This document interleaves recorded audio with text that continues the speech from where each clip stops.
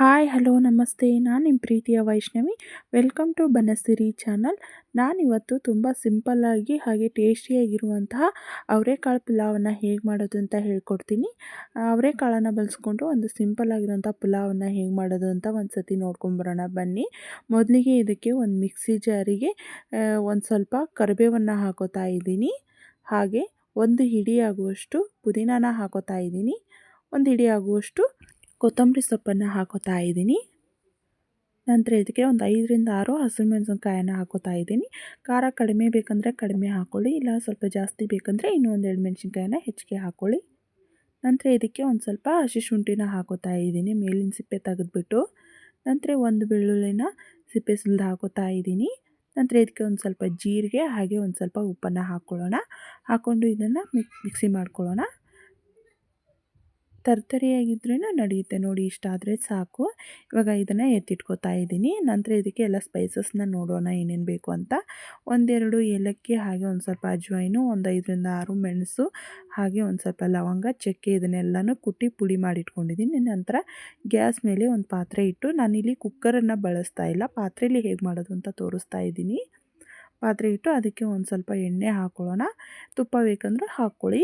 ಹಾಗೆ ಒಂದು ಸ್ಪೂನ್ ಆಗುವಷ್ಟು ಸಾಸಿವೆ ಹಾಗೆ ಒಂದು ಸ್ಪೂನ್ ಆಗುವಷ್ಟು ಜೀರಿಗೆ ಹಾಕೋತಾ ಇದ್ದೀನಿ. ನಂತರ ಇದಕ್ಕೆ ಒಂದೆರಡು ಪಲಾವ್ ಎಲೆನ ಹಾಕೋತಾ ಇದ್ದೀನಿ.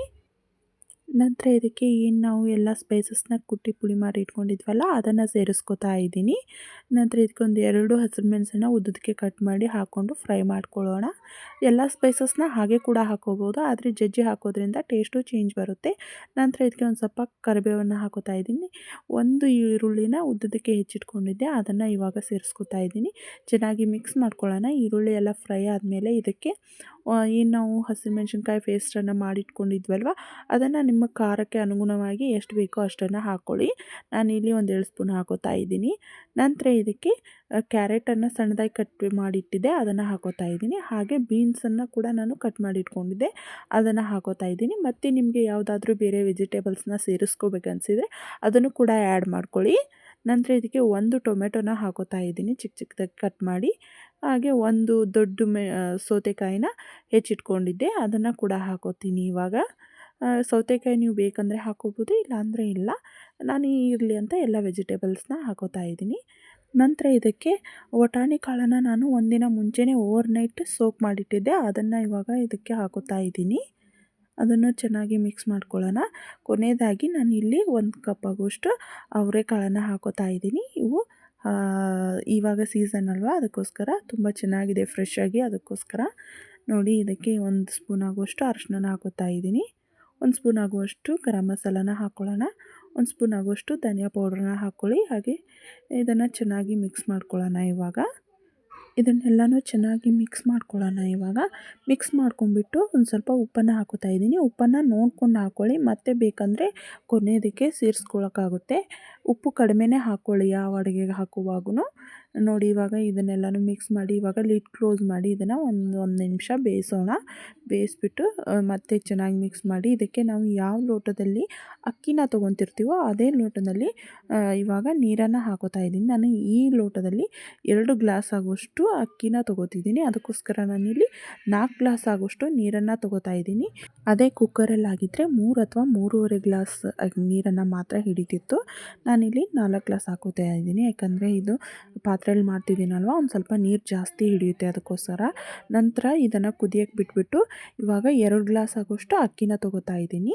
1 ಗ್ಲಾಸ್ ಅಕ್ಕಿನ ನಾರ್ಮಲ್ ಅಕ್ಕಿ ತೊಗೋತಾ ಇದ್ದೀನಿ. ಹಾಗೆ 1 ಗ್ಲಾಸ್ ಬಾಸುಮತಿ ಅಕ್ಕಿನ ಯೂಸ್ ಮಾಡಿಕೊಂಡು ಮಾಡ್ತಾಯಿದ್ದೀನಿ ನಾನಿಲ್ಲಿ ಪಲಾವ್ನ. ಇದನ್ನು ಇವಾಗ ನೀರು ಹಾಕಿ ಚೆನ್ನಾಗಿ ತೊಳ್ಕೊಳ್ಳೋಣ. ತೊಳ್ಕೊಂಬಿಟ್ಟು ಇದಕ್ಕೆ ನೀರನ್ನು ಹಾಕಿ ಒಂದು ಸ್ವಲ್ಪ ಹೊತ್ತು ನೆನೆಯಕ್ಕೆ ಬಿಡೋಣ, ಬರೋವರೆಗೂ. ಇವಾಗ ಇದನ್ನು ಎತ್ತಿಟ್ಕೋತಾ ಇದ್ದೀನಿ ನೀರು ಹಾಕಿ. ಅಕ್ಕಿನ ಒಂದು 5 ನಿಮಿಷ ನೆನೆಸೋದ್ರಿಂದ ಟೇಸ್ಟು ಚೇಂಜ್ ಆಗುತ್ತೆ. ಹಾಗೆ ಪುಲಾವ್ ಕೂಡ ತುಂಬ ಸಾಫ್ಟಾಗಿ ಬರುತ್ತೆ. ಮಕ್ಕಳು ಅದು ತಿನ್ನುವಾಗ ಮಕ್ಕಳಿಗೂ ಕೂಡ ತುಂಬ ಇಷ್ಟ ಆಗುತ್ತೆ. ನೋಡಿ, ಇವಾಗ ನಾನು ಉಪ್ಪು ಖಾರ ನೋಡ್ಕೋತಾ ಇದ್ದೀನಿ. ಒಂದು ಸ್ವಲ್ಪ ಉಪ್ಪು ಕಡಿಮೆ ಅನ್ನಿಸ್ತು, ಅದಕ್ಕೆ ಒಂದು ಸ್ವಲ್ಪ ಉಪ್ಪನ್ನು ಆ್ಯಡ್ ಮಾಡ್ಕೋತಾ ಇದ್ದೀನಿ. ಮತ್ತು ಇದನ್ನು ಕುದಿಯೋಕ್ಕೆ ಬಿಡೋಣ. ಇವಾಗ ಕುದಿ ಬರ್ತಾ ಇದೆ. ಇದಕ್ಕೆ ಇವಾಗ ನಾನು ಏನು ಅಕ್ಕಿನ ತೊಳೆದಿಟ್ಕೊಂಡಿದ್ವಲ್ಲ ಅದನ್ನು ಸೇರಿಸ್ಕೊತಾ ಇದ್ದೀನಿ. ಸೇರಿಸ್ಕೊಂಡ್ಬಿಟ್ಟು ಚೆನ್ನಾಗಿ ಇದನ್ನು ಒಂದು ಸತಿ ಮಿಕ್ಸ್ ಮಾಡ್ಕೊಳ್ಳೋಣ. ಮಿಕ್ಸ್ ಮಾಡಿಕೊಂಡು ಇದಕ್ಕೆ ಕೊನೆಯದಾಗಿ ಒಂದು ಸ್ವಲ್ಪ ಕೊತ್ತಂಬರಿ ಸೊಪ್ಪನ್ನು ಹಾಕೋತಾ ಇದ್ದೀನಿ. ಹಾಕಿಬಿಟ್ಟು ಚೆನ್ನಾಗಿ ಮಿಕ್ಸ್ ಮಾಡ್ಕೊಳ್ಳೋಣ ಮತ್ತೊಂದು ಸರಿ.